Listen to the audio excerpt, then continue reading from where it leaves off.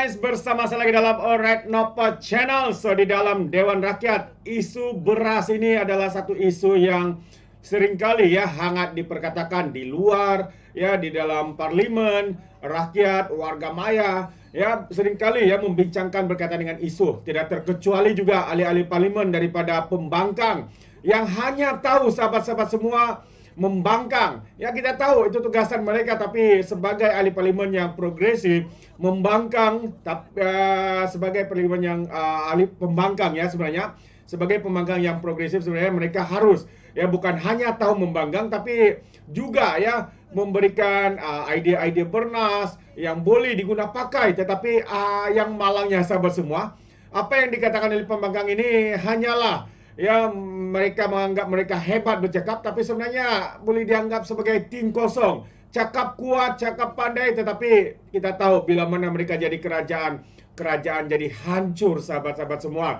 disebabkan oleh kepimpinan daripada Parti PAS dan Parti Bersatu ini yang diketuai oleh bakal sahabat-sahabat semua. Jadi ya menarik untuk kita sekali lagi menonton jawaban daripada Datuk Seri Mat Sabu ya berkaitan dengan beras dan juga cuaca sekarang yang begitu panas di negara kita. Jadi tanpa buang masa sahabat semua, mari kita tonton video ini yang berlaku sebentar tadi di dalam Dewan Rakyat. Isna Raisha Munirah, Majlis yang berhormat Kota Belud.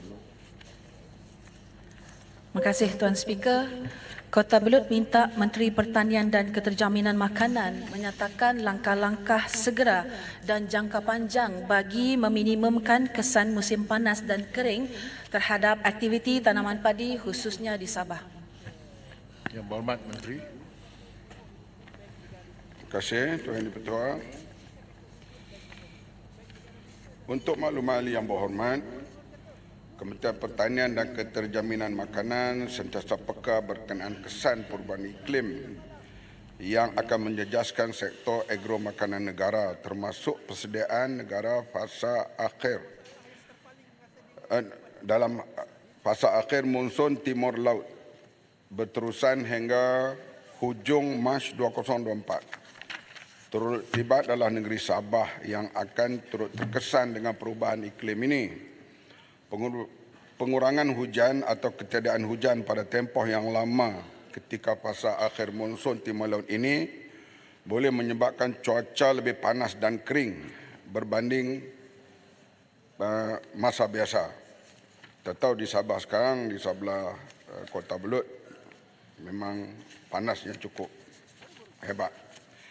Justru itu KPKM melalui kawasan pembangunan pertanian bersepadu AIDA Kota Belud dan Jabatan Pertanian Sabah akan mengambil langkah-langkah jangka pendek dan jangka panjang.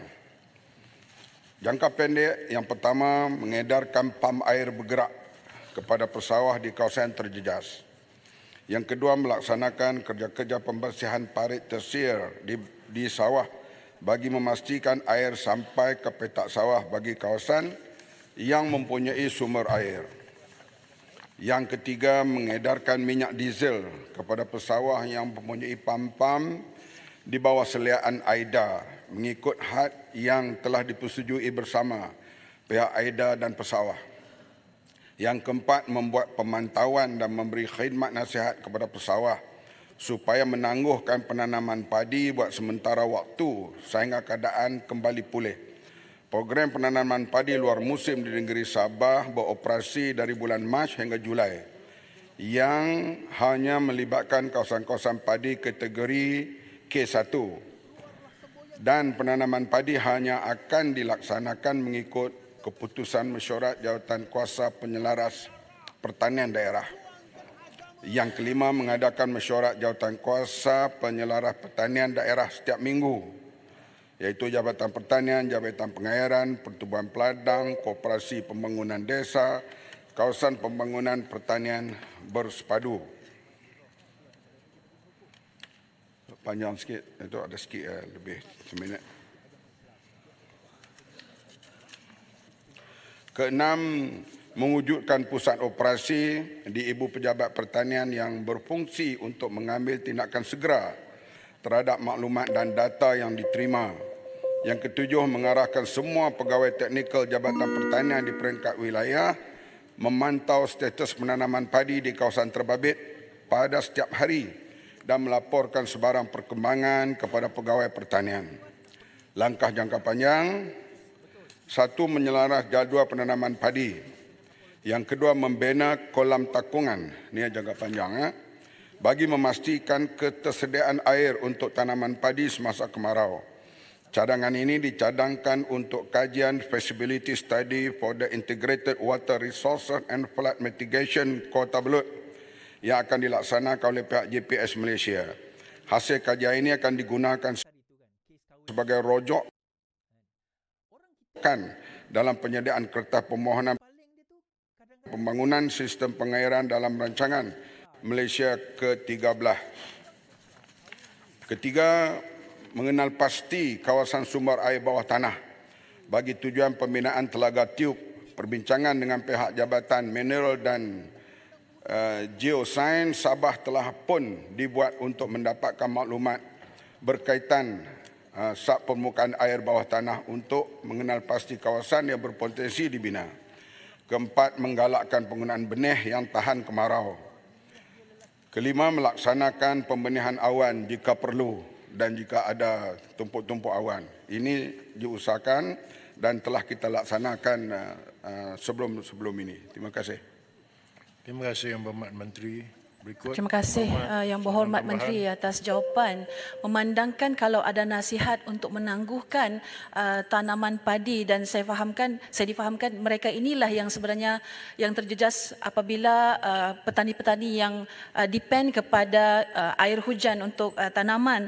Saya ingin bertanya, adakah kerajaan bercadang untuk memberikan bantuan wang ihsan kepada pesawah-pesawah di Sabah, khususnya di Kota Belud dan Papar yang terjejas akibat kemarau, kerana saya juga tahu bahawa tabung bencana tanaman ini belum diaktifkan lagi kerana belum lagi diisytiharkan bencana oleh setiausaha kerajaan negeri, terutamanya di Kota Belud. Tetapi bagaimana pula kalau petani itu dia depend dengan, itulah satu-satunya sumber pendapatan dia, maksudnya melalui tanaman padi. Dan kedua, berapakah jumlah projek-projek pengairan dan sumber air alternatif bagi tujuan penanaman padi di Sabah yang akan dibina dalam baki rancangan Malaysia ke-12. Contoh macam di Kota Belud, Yang Berhormat Menteri, masih ada sawah padi yang depend macam saya cakap tadi dengan air hujan. Ketiga, sejauh manakah kajian dan juga penyelidikan berkenaan padi tahan lasak yang dibuat di peringkat kementerian dan adakah kajian tersebut meliputi pada musim kemarau ini? Terima kasih. Yang Berhormat Menteri. Terima kasih. Banyak soalannya. Memang kita ada tabung bencana, bukanlah sampai di peringkat isytihar darurat baru diberi tabung bencana itu. Pemberian bantuan kewangan kepada pesawat yang terjejah adalah tertakluk kepada penilaian oleh Jawatankuasa Penilaian Teknikal Tabung Bencana Tanaman Padi.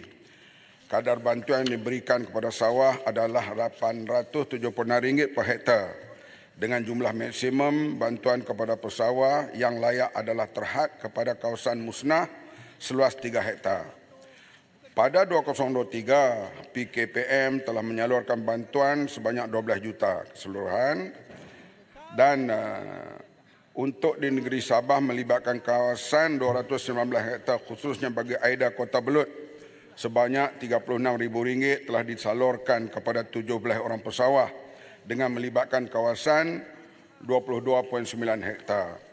Oleh itu, kalau ada sekarang yang terjejas, kita harap kerjasama dengan pihak penanam padi, dengan Jabatan Pertanian dan Persatuan Peladang akan membanci dan akan usaha untuk memberikan bantuan mengikut bajet yang ada.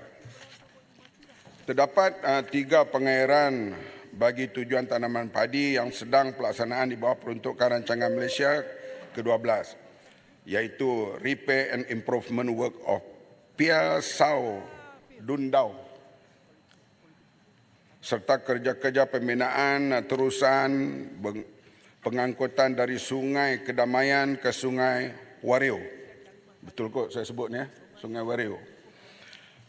Manakala terdapat 2 projek yang dilaksanakan pada tahun ini, iaitu Upgrading and Improvement Work of Tempasuk South Irrigation Scheme Kota Belud, Sabah dan pengambilan balik tanah bagi menaik taraf skim pengairan Tulit Suk Keningau, Sabah dengan jumlah kos projek yang diluluskan sebanyak 27.9 juta. Bagi sumber air alternatif, beberapa cadangan lokasi bagi pembinaan telaga tiup telah dikenal pasti, iaitu di Kampung Bakahak, Kampung Bugoron, Kampung Kalebiungan, Kampung Bambangan, Kampung Gaung dan Kampung Surun, dan banyak lagi lah yang kita sedang usahakan. Ini termasuklah jangka pendek dan jangka panjang.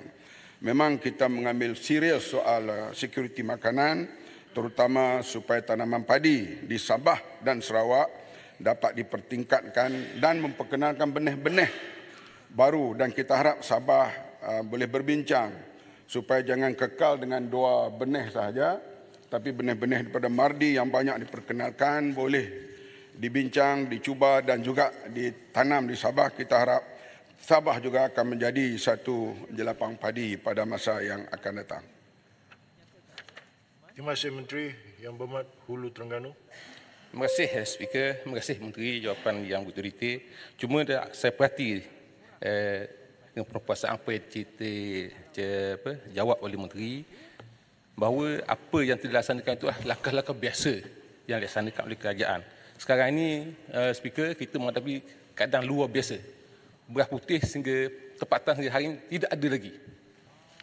Beras putih tempatan masih sukar untuk didapati di pasaran. Persoalan saya ialah, apakah langkah-langkah luar biasa untuk memastikan bekalan beras putih ini tidak berlaku? Kerana kita berada dalam keadaan luar biasa sekarang. Tak pernah berlaku dalam sejarah beras putih tempatan tidak ada. Apakah langkah-langkah luar biasa? Kerana orang bijak pandang mengatakan bahawa kerja biasa hasilnya biasa. Kita kena kerja luar biasa untuk hasil yang luar biasa. Terima kasih. Beras putih, Tuan Di-Pertua, beras putih tempatan keluarannya hanyalah 62% beras di Malaysia. Daripada itu zakat menggunakan wang beras putih. Kontrak kerajaan, hospital, balai polis, sekolah, asrama dan sebagainya juga beras putih. Maka tinggallah lebih kurang dalam untuk diedarkan 50%. Kemudian India pula kita tahu mengurangkan ekspor beras mereka. Jadi dia jadi sedikit masalah buat sementara, kita kena susun semula. Penyusunan hal beras dan padi ini pada tahun 80 dahulu, yang lahirnya Bernas dan sebagainya. Tahun ini kita akan buat penyusunan baru. Sekarang kita sedang membuat libat urus dengan semua pihak, penanam padi, pengilang, pengedar, peruncit, supaya bila kita umumkan nanti semua pihak terlibat dan berpuas-hati. Ini susunan jangka panjang. Masalah beras putih ini akan tetap bermasalah selagi kita tidak cukupkan beras di Malaysia.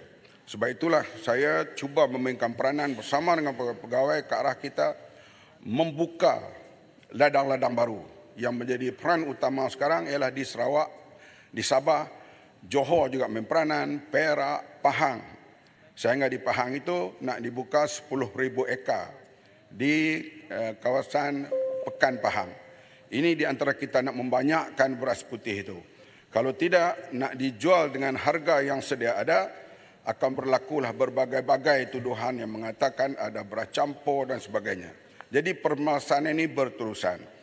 Tapi kita bukan nak lihat ini masalah, tapi kita akan cari jalan penyelesaian dan boleh melegakan semua pihak. Sebab itu libat uruskan secara intensif kita sedang lakukan. Sudah kita buat dengan para petani, persatuan peladang. Semua memberi pandangan-pandangan mereka. Semuanya itu kita akan umumkan masa terdekat, 2-3 hari ini, satu skim baru. Tapi jangka panjangnya, itu lebih daripada penstrukturan semula han beras dan padi negara. Dan semua terlibat, termasuklah kita akan buat libat urus dengan ahli-ahli parlimen di hadapan ini. Supaya semua beri pandangan, ini masalah negara. Bukan masalah parti mana, bukan masalah kaum mana, tapi masalah negara yang perlu tuntutan penyelesaian bersama. Sebab soal misalnya panas yang mendadak tahun ini siapa yang boleh jangka? Masa padi sedang masak, panas begitu hebat berlaku di Kedah. Dia boleh menyebabkan kekurangan hasil. Jadi semuanya ini kita kena, yang penting kita manusia kena bersedia menghadapi cabaran-cabaran ini. Terima kasih. Terima kasih Yang Berhormat Menteri. Kita ke soalan yang kedua. Terbaik sahabat-sahabat semua, itu dia jawapan padu daripada Datuk Seri Mat Sabu. Kalau mau hasilkan hasil yang luar biasa kononnya, ya kena ada strategi yang luar biasa. Itu antara kenyataan daripada ahli parlimen. Dia sendiri tidak menyatakan apakah cadangan beliau untuk menghasilkan strategi luar biasa itu, sahabat-sahabat semua. Tapi dengan begitu padu, dengan begitu mantap, Datuk Seri Mat Sabu tenang ya memberikan jawapan yang begitu bernas sekali. Jadi kita harapkan sahabat semua, apa yang dinyatakan oleh menteri ini, yaitu Datuk Seri Mat Sabu ini, supaya ya segala perancangan semuanya dapat berjalan dengan lancar. Dan kita sebenarnya berharap pihak pembangkang ini berganding bahu untuk bersama-sama. Ya, tetapi kita boleh nampak apa yang mereka cuba buat, ya, cuba provokasi, cuba persoalkan. Kononnya mahukan hasil yang luar biasa, tapi apa cadangan luar biasa daripada mereka? Tiada.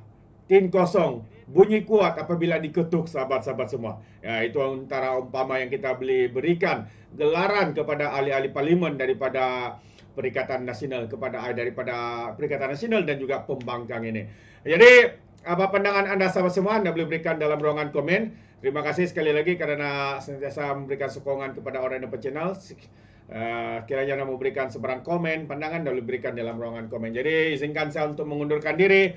Dan seperti biasa, peribahasa mengatakan, tapapun kangkap, 2 tahun keinginan. Dalam bahasa Melayanya, tepuk dadah, tanya cerita. Cerita di kedai kopi. Tanya dadah. Tepuk dadah, tanya selera. Alright, so itu saja. Izinkan saya untuk mengundurkan diri. Bye-bye.